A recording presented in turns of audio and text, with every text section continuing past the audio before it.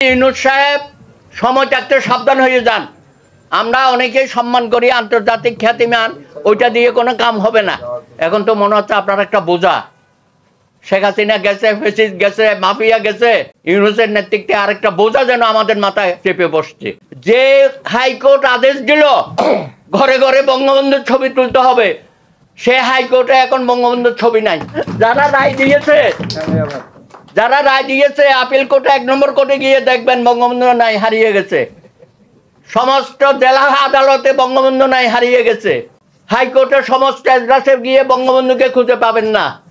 তো রায় নিয়ে তো করেছেন, এখন কোথায় গেছে বঙ্গবন্ধু? ভাবছিলাম যে 101 দিন শুভ হালকাতায় এই সরকারের পক্ষে কিছু কথা বলবো, কিন্তু দুর্ভাগ্য আপনাদের আমাদের গত রাতে যে ঘটনাটি ঘটে গেছে জাতির জন্য অত্যন্ত লজ্জাস্কর।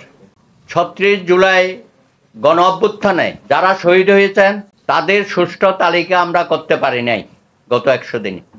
যারা আহত মৃত্যুশয্যায় আছেন, কয়দিন পরেই অনেক আহত ব্যক্তি আমাদেরকে ছেড়ে চলে যাচ্ছেন। শিশু হত্যা হয়েছে, হেলিকপ্টার থেকে গুলি করে ফ্যাসিস্ট হাসিনা এই যে জঘন্য হত্যাকাণ্ডগুলো করলো। প্রায় 20,000 ছাত্র যুবক তরুণরা আহত হয়েছে। আপনাদের তো প্রথম এজেন্ডাই হবার কথা ছিল যে এইসব বিষয়ে মনোযোগী হয়ে ফার্স্ট প্রায়োরিটি শহীদ পরিবারগুলোকে পুনর্বাসন করা, তাদের বিষয়ে মেমোরিয়াল কোথায় কিভাবে হবে সেগুলো সুনির্দিষ্ট করা, আহত যারা হয়েছে তাদের সুচিকিৎসা করা, উন্নত চিকিৎসার জন্য বিদেশে প্রেরণ করা, যারা অন্ধ হয়ে গেছে তাদের ব্যাপারে ব্যবস্থা গ্রহণ করা। কিন্তু আপনি জাতিকে তো পুরা হতাশ করে দিয়েছেন। 3 মাসের মধ্যেই আপনি তো আমাদেরকে আশ্বস্ত করতে পারলেন না। কথা ছিল শহীদ পরিবারের সদস্যদের নিয়ে সবাইকে নিয়ে একটা গেট টুগেদার বা কিছু একটা করবেন, সেটাও ডেট ঠিক করতে পারছেন না। আপনি শহীদ ফাউন্ডেশন করেছেন, সেখান থেকে সাহায্য সহযোগিতা দেওয়ার কথা, সেগুলো থেমে যাচ্ছে কেন? কারণটা কি? আপনারা যদি না পারেন ছেড়ে দেন। ফার্স্ট প্রায়োরিটি হবে এদেরকে বাঁচানো, এদের পাশে থাকা। তারপরে আসেন আপনি 10টা কমিশন করিয়া আমাদেরকে ঝুলাইয়া রাখছেন, মূলা ঝুলাচ্ছেন না। এইসব মূলা ঝোলানোর কাজ হবে না। 10টা সংস্কার মানে কি পুরো রাষ্ট্র আপনি পরিবর্তন করে দেবেন? এটা সম্ভব? সবকিছু আপনি পরিবর্তন করতেছেন। সবকিছু পরিবর্তন করা যায় না। আপনি নির্বাচন কমিশনের কোনো অ্যাক্টিভিটিস আমরা দেখছি না, কোথায় যেন হারিয়ে গেছে। কখন আপনি কমিশন নিয়োগ করবেন, তারপরে কখন ভোটার লিস্ট করবেন? মনে হচ্ছে ওই যে একজন উপদেষ্টা বোধহয় বলছিল যে ফ্যাসিস্ট হাসিনা 7 জানুয়ারির পরে যে কয়টা দিন পার করেছে সেই কয় মাস ছাড়া আরো বাকি বছরগুলো নাকি আপনারা থাকবেন। আরে খায়েশ, বাংলাদেশের জনগণকে চেনেন না? ক্ষমতার এত লোভ। কালকে রাতে ঘটনার পরে 4 ঘন্টা লাগছে কয়েকজন উপদেষ্টা সেখানে যাওয়ার জন্য। লজ্জা হয় না আপনাদের? এটা নিয়ে আবার ওদেরকে আন্দোলন করতে হবে। আহত আমার তরুণ ভাইরা যারা মৃত্যুর যন্ত্রণায় প্রত্যেকদিন দিন অতিবাহিত করছে, তাদেরকে আবার বলছেন আজকে নাকি দুপুরে মিটিং হবে। এসব নাটক বাদ দেন।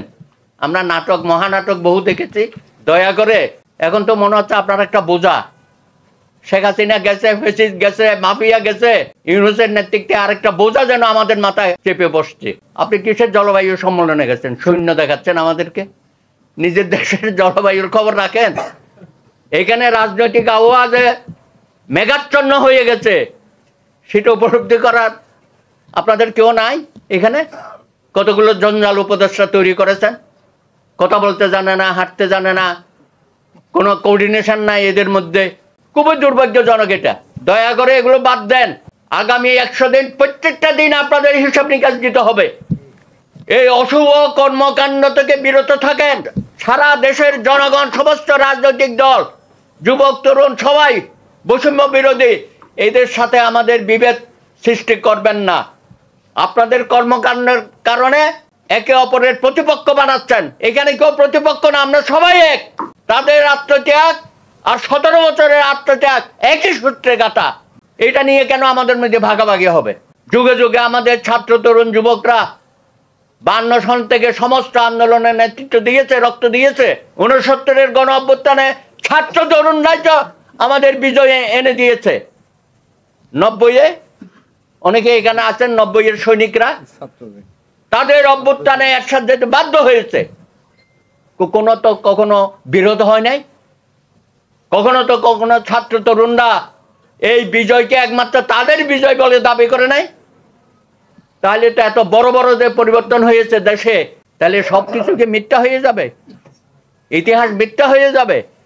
সুতরাং এখন যে পরিবর্তনটা আসছে, নতুন করে যে আমরা আবার স্বপ্ন দেখলাম, 17 বছরের জগদ্দল পাথরকে আমরা সরালাম সকলে মিলেমিশে, তার সুফল অতীতে যেমন 71-এ ব্যর্থ হয়েছে, 90-তে ব্যর্থ হয়েছে, এই গণ অভ্যুত্থানও আমরা ব্যর্থ হতে দিতে পারি না। জনগণের আশা আকাঙ্ক্ষা, তার সুফল মানুষের ঘরে ঘরে পৌঁছাতে হবে। এটা আপনারা বলেন, কিন্তু কাজে আমরা সেটা দেখি না। আরে ভাই, নন ইস্যু কতগুলো সামনে কেন আনেন? দরকার আছে এগুলোর? কার ছবি থাকলো আর কার ছবি গেল? মাহফুজ সাহেব, আপনার কোনো প্রয়োজন ছিল না। আপনি একজন উপদেষ্টা, সেটা তো মনে রাখতে হবে। সেটা আপনারা তো রাষ্ট্রপতি ভবনে বললে যে কোনো কর্মকর্তা এটা নামাতে পারতো, আপনার নামাতে হবে কেন? আপনি জানেন এই যে ছবি টাঙানো, আপনারা এটাকে হাইকোর্টে নিয়ে গেছেন, মানে বিগত সরকার হাইকোর্ট থেকে রায় দিল প্রত্যেক ঘরে ঘরে বঙ্গবন্ধুর ছবি তুলতে হবে, অফিস আদালতে তুলতে হবে, ব্যবসার প্রতিষ্ঠানে তুলতে হবে। তুলছেন না? তারপরে কি হইল? যে হাইকোর্ট আদেশ দিল ঘরে ঘরে বঙ্গবন্ধুর ছবি তুলতে হবে, সে হাইকোর্টে এখন বঙ্গবন্ধুর ছবি নাই। যারা রায় দিয়েছে আপিল কোর্টে 1 নম্বর কোর্টে গিয়ে দেখবেন বঙ্গবন্ধু নাই, হারিয়ে গেছে। সমস্ত জেলা আদালতে বঙ্গবন্ধু নাই, হারিয়ে গেছে। হাইকোর্টে সমস্ত এজলাসে গিয়ে বঙ্গবন্ধুকে খুঁজে পাবেন না। তো রায় নিয়ে তো করেছেন, এখন কোথায় গেছে বঙ্গবন্ধু? তাই তো। তারপরে সেখানে বঙ্গবন্ধুর একটা ভাস্কর্য বানাইছে ভিতরে ইনার গার্ডেনে। আমাদের বিচারপতিরা প্রায় কারণে অকারণে সেখানে মিটিং করতো। কারা করতো? শপথবদ্ধ রাজনীতিবিদ আমাদের বিচারপতিরা। ভাই, কোথায় গেছেন আপনারা? এখন কোথায় গেছেন শপথবদ্ধ রাজনীতিবিদ? আমরা যখন এটার বিরোধিতা করলাম, আমাদের বিরুদ্ধে কন্টেম্প মামলা করে দিল সমস্ত আইনজীবী নেতাদের বিরুদ্ধে। এখন তো সব পালিয়ে গেছে। এবং সেই বঙ্গবন্ধুর এটা ভাস্কর্যটা কালো কাপড় দিয়ে ঢাকিয়ে রেখেছে। লজ্জা করে না? আপনারা কি একটু দেখে আসেন ঘটনাগুলো। আর একটা দেখেন, হাইকোর্ট থেকে রায় দিয়েছে, জয় বাংলা স্লোগান, জয় বাংলা জয় বঙ্গবন্ধু ম্যান্ডেটরি করে দিছিল না? আরে এখন যারা রায় দিছিল, এখন দেখে তাদের মুখ থেকে জয় বাংলা জয় বঙ্গবন্ধু বের হয় না। আমাদের জজ সাহেবরা যা করেছে গত 15 বছরে, মানে কোন বক্তৃতায় আপনি যদি না বলেন তাহলে আপনি রাষ্ট্রদ্রোহী। কোন বক্তৃতায় না বলেন তাহলে আপনি রাষ্ট্রদ্রোহী। আর এখন যারা রায় দিয়েছিল ওরা তো পালাইছে, আর নিজেরাও এখন আর বলে না। সুতরাং ইতিহাস কাউকে ক্ষমা করে না। এই জন্যই বলি, ইউনূস সাহেব সময় থাকতে সাবধান হয়ে যান। আমরা অনেকেই সম্মান করি, আন্তর্জাতিক খ্যাতিমান, ওইটা দিয়ে কোনো কাম হবে না।